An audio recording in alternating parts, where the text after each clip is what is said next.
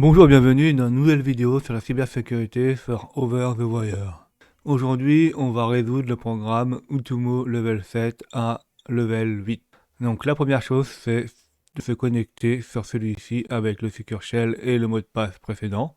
On arrive ici et là, il faut aller dans le répertoire Utumo. Une fois qu'on est là-dedans, on regarde le fichier qui nous intéresse. Donc nous, c'est le dernier là, Utumo 7.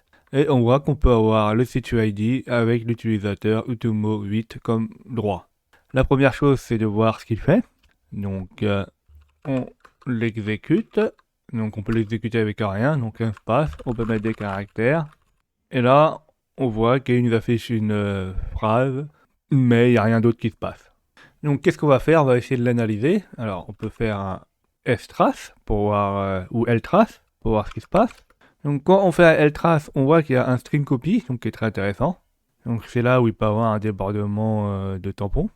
Et là on a un long jump avec une adresse mémoire et pas de retour, donc on n'a rien d'autre. Donc là on voit qu'il y aura il risque d'avoir plusieurs fonctions, donc ça peut être compliqué à débugger avec un débugger comme GDB-PEDA. Ça sera plus simple pour nous si on arrive à le décompiler directement. On ouvre un autre terminal, donc sur notre système d'exploitation.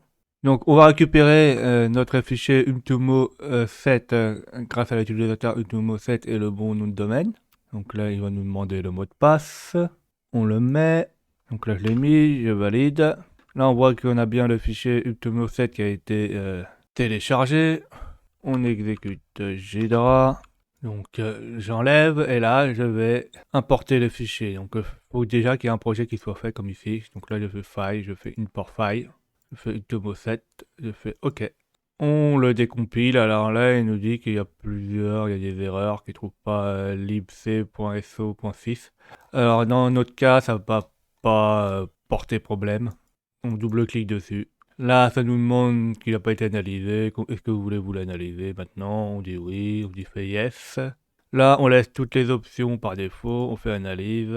Donc chez vous, ça sera sûrement en deux colonnes. Moi, j'ai mis ça en plusieurs onglets pour que ce soit plus simple. Donc là, on a un petit message d'erreur, mais c'est pas grave. Donc normalement, vous allez dans fonction et main. Alors là, on a la fonction main. Donc là, on voit mal, donc je vais vous agrandir la police.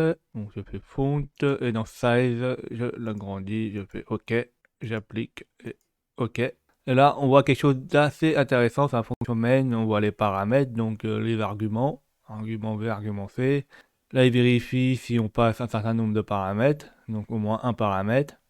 Si un bon nombre de paramètres est passé, il ne quitte pas, en fait, il va juste afficher lot, ulrich et fuc Hector, mais après, il va appeler la fonction vuln. Alors, soit vous cliquez sur les fonctions là, soit vous double-cliquez sur vuln, il sait comment sauter dans cette fonction là. Là, on a quelque chose d'intéressant, on a un char local qui fait 128 octets, donc 128 caractères plutôt. Mais bon, un caractère égale un octet en 32 bits la plupart du temps ici. On a une autre variable de type jump tag qui prend local C et int local 8. Donc ça, ce qui nous intéresse, c'est le string copy là, parce qu'il n'est pas contrôlé. Donc là, il vérifie avant que local 8 égale à 0. Et si local 8 égale à 0, string copy égale 124 paramètres. Alors pourquoi c'est fait comme ça? Alors là, ça a une petite importance.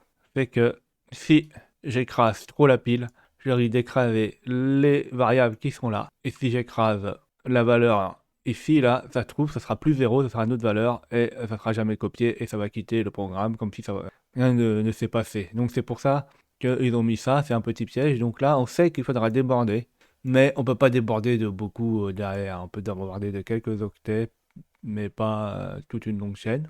Donc il faudra prendre ceci en compte. Donc une fois qu'on sait ça, on sait que ça sera, de l'abonnement, ça sera de plus 128 et quelques octets derrière. Donc là, on comprend comment il fonctionne le programme. Donc soit on n'a pas assez débordé, ça va pas planter, soit on a trop débordé, ça va pas planter. Il faut réussir à bien positionner notre débordement. Donc, on revient ici. On va utiliser notre débugger GDB-PEDA. Donc GDB-PEDA. Donc Utumo 7.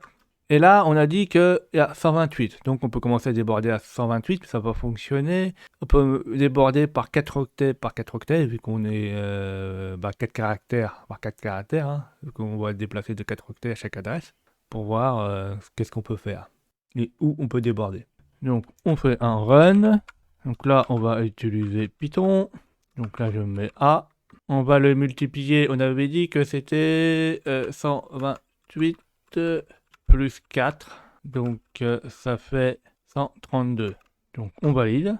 Et là, ça n'a pas planté. Donc on n'a sûrement pas mis assez de caractères et ça écrase pas l'adresse de retour. Donc là, on met plus 4. Alors 4 plus 132, ça fait 136. Donc ça n'a pas planté. On va faire 136 plus 4, ça fait 140.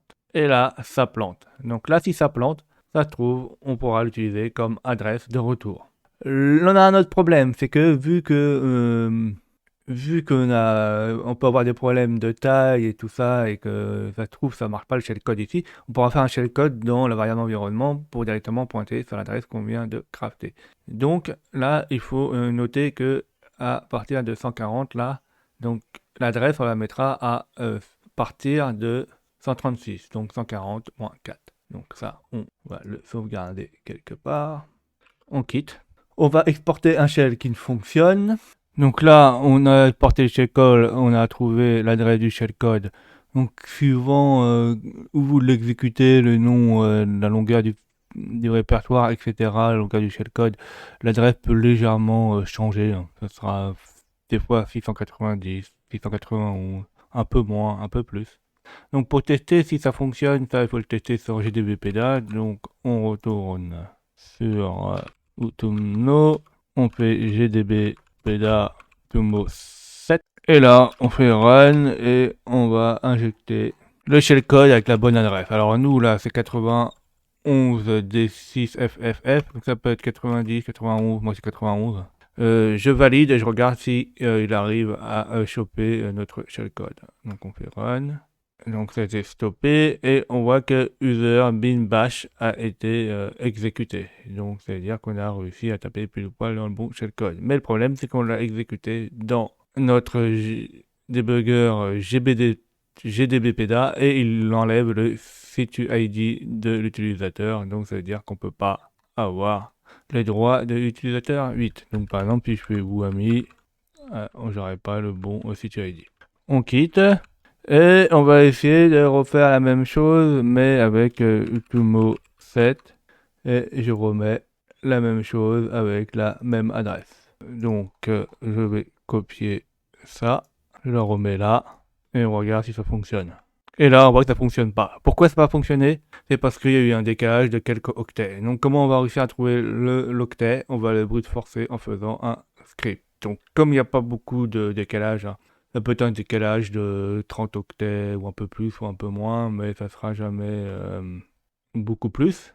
Donc là, on peut reculer soit la main, soit le brute forcer. Donc nous, on est un peu feignant, on va faire un script qui nous permet de trouver l'adresse sur le dernier octet. Donc il suffit de créer le script d'un endroit où on peut écrire. Donc par exemple dans TMP, moi j'ai fait un répertoire qui s'appelle ZZ 1, 2, 3, 4, 5. Je vais dedans. Je crée un fichier qui s'appelle par exemple test.ch. Et là, je fais un script qui va forcer les 256 possibilités du dernier octet de l'adresse où ça pointe sur l'autre shellcode. Alors là, on a notre adresse, donc notre valeur qu'on va faire varier de 1 à 255. Donc là, on a une boucle qui dit que continue tant que i est inférieur ou égal à 255. Ici, là, on convertit pour une question d'affichage et pour l'injecter en hexadécimal avec print pourcentage 0 de x, la valeur i. On affiche cette valeur-là pour avoir les informations quand ça va exécuter le bash. Et on va laisser tourner ça comme ça. Et on a là le $i plus 1 qui fait une incrémentation à chaque fois qu'il passe dans la boucle de 1. Alors là, on va quitter et enregistrer en même temps en faisant X. On n'oublie pas de rendre exécutable notre fichier test.ch en faisant changement plus X sur test.ch. Et là, on va brute forcer la dernière, donc le dernier octet de notre adresse. On fait entrer. On attend un peu, hein. Donc ça peut prendre un peu de temps.